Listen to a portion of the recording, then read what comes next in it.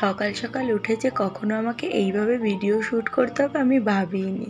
সকাল 9টা মতো বাজে, যেই ফোন এসছে তাতানের মিমি আসছে 1 বছর পর। তাতান কোনো কথা না শুনে, না প্যান্ট পরেছে না সোয়েটার পরেছে, অমনি ঘর থেকে বেরিয়ে এসছে মিমিকে পিক আপ করার জন্য। ওই যে এসে গেছে ওর মিমি।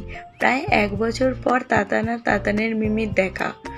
তাতানের মিমি যখন লাস্টবার এসেছিল তখন সে ছিল একেবারে ছোট্টটি, বিছানা থেকে উঠতে পারত না।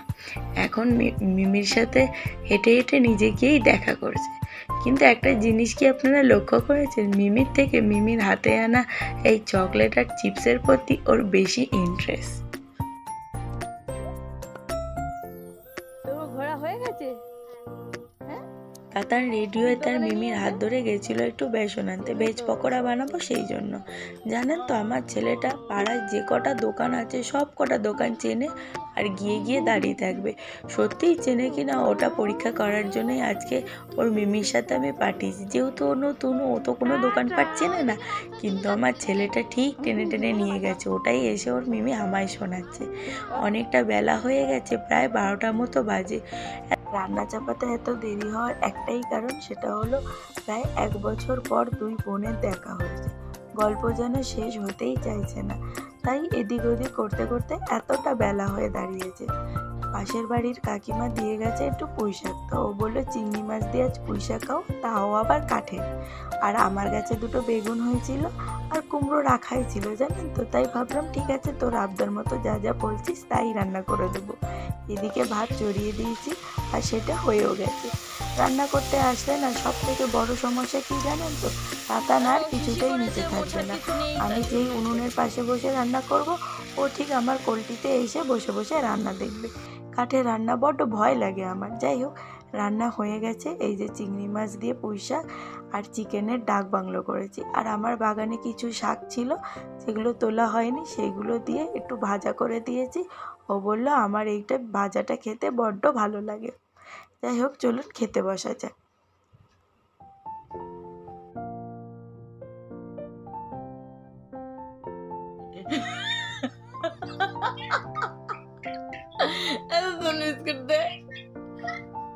এখন বিকাল 5টা মতো বাজে, আর ওদের এই হাসির কারণ হচ্ছে তাতান এই বিস্কুট কাউকে দেবে না। যখনই চাইছি বিস্কুট দিয়ে দিচ্ছে হাইফাই।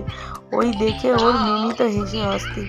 তার উপরে দিদানের সাথে চলছে ভিডিও কলে কথা। কত সন্ধ্যা হয়ে গেল, চারদিক অন্ধকার হয়ে যাবে। বলছি 2টোতে রেডি হ, বেরোবো, কিছুতেই কথা শুনবে না। আর কি ফাজলামি মেরেই চলেছে।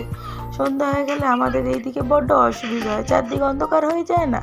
কিন্তু এদেরকে বোঝাবো কি করে? চলুক না, গেলেই বুঝতে পারবে। ফুচকা খাওয়ার জন্য যাওয়া, চারদিক কিরকম অন্ধকার, বাইরে বেরোলেই বুঝতে পারবে।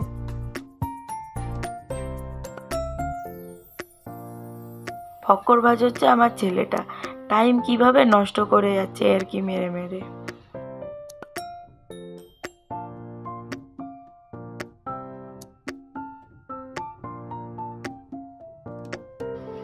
বেরোতে বেরোতে সেই সন্ধ্যাই করে দিল।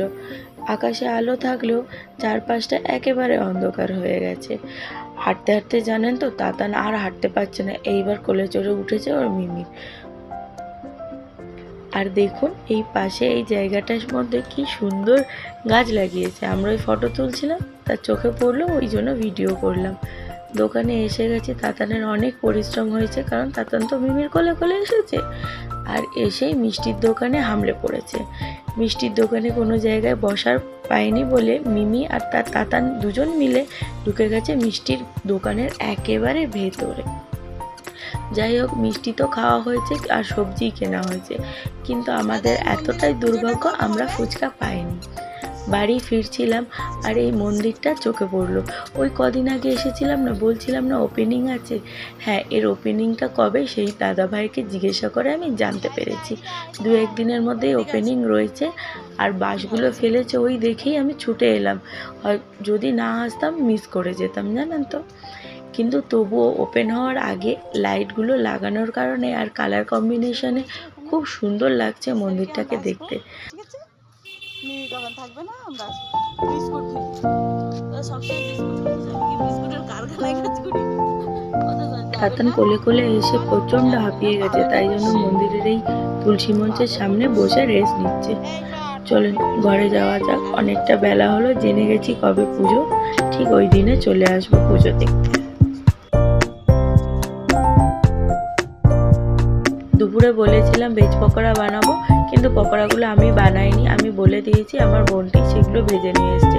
চলেন আমরা তিনজন মিলে ভেজ পকোড়ার পার্টি করি, আর ভিডিওটা এখানেই শেষ করছি। কেমন লাগলো আমাকে অবশ্যই জানাবেন, আর কোন ধরনের ভিডিও আপনারা দেখতে চান সেটাও আমাকে কমেন্টের মাধ্যমে জানাবেন। ভিডিওটি শেয়ার করে লাইক করে আমার পাশে থাকবেন, আর চ্যানেলটিকে সাবস্ক্রাইব করবেন। Till then tata, bye bye, সবাই ভালো থাকবেন।